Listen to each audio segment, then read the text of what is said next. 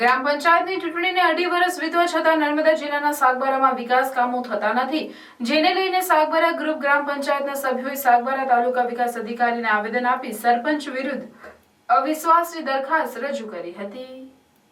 નર્મદા જિલ્લાના 5 તાલુકા પૈકી સાગબારા એક તાલુકો છે, જેનું સાગબારા મુખ્ય ગામ છે. અંદાજે 2000 જેટલી વસ્તી ધરાવતું આ ગામ છે.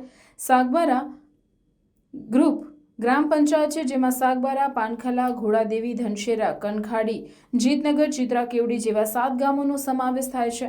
ગ્રામ પંચાયતની ચૂંટણી યોજાઈ આજે 3 વર્ષ થવા આવ્યા છતાં સાગબારા ગામમાં સાફ સફાઈ, રોડ, રસ્તા તેમજ લાઇટની કોઈ વ્યવસ્થા થતી નથી.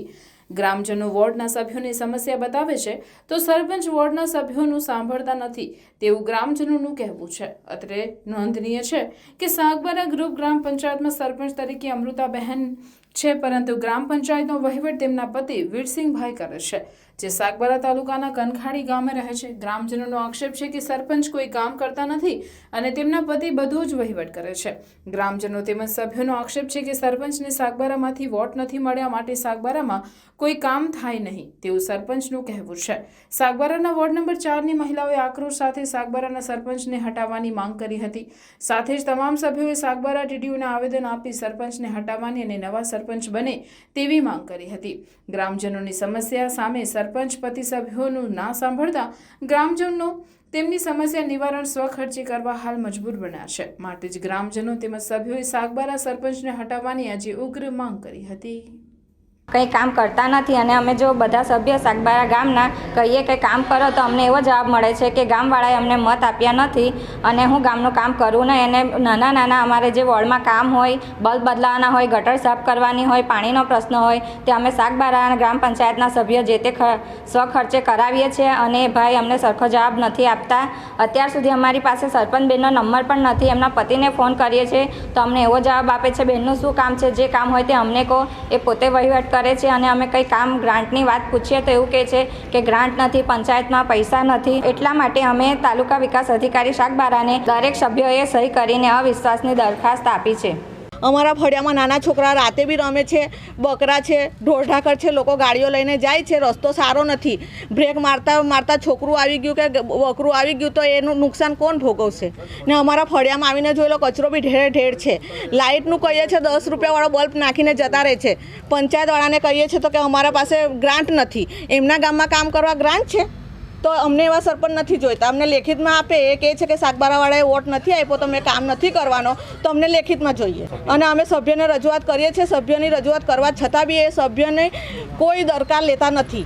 સભ્યને બી ઉલટા ધમકી આપે છે કે તમારથી થાય તે કરી લો, જાઓ. બોડીના સભ્યો બહુમતીથી અવિશ્વાસ પ્રસ્તાવ રજૂ કરેલ છે. એ બાબતે એમને ગ્રામ પંચાયતમાં તલાટી કમ મંત્રીને રૂબરૂ 4 નકલમાં દરખાસ્ત આપવા જણાવેલ છે ને ગુજરાત પંચાયત અધિનિયમની જોગવાઈઓ મુજબ ગ્રામ પંચાયત કામ ન કરશે તો તાલુકા પંચાયત થકી જે નિયમો અનુસારની કાર્યવાહી કરવાની થાય તે અમે અહીંયાથી કરીશું. ગાયત્રી વિદ્યા વિહાર આશ્રમ શાળા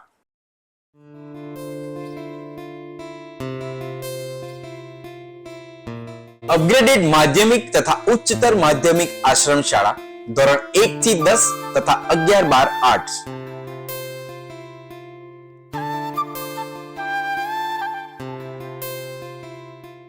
આશ્રમ શાળામાં ફક્ત આદિજાતિના વિદ્યાર્થી ભાઈ બહેનોને જ પ્રવેશ આપવામાં આવશે.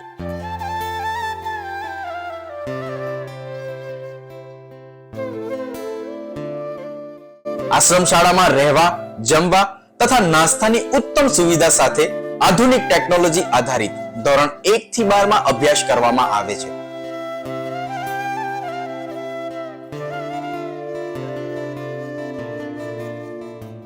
ગાયત્રી આશ્રમ શાળાથી દેડિયાપાડા, નર્મદા જિલ્લા સુધી વર્ષમાં 5 વાર ટ્રાન્સપોર્ટેશન પણ આપવામાં આવે છે.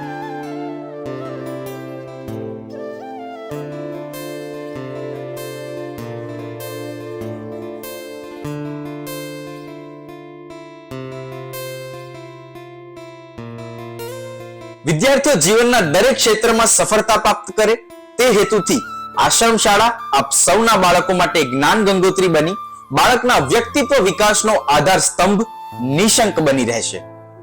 ગાયત્રી વિદ્યા વિહાર આશ્રમ શાળા, તવરા, ભરૂચ।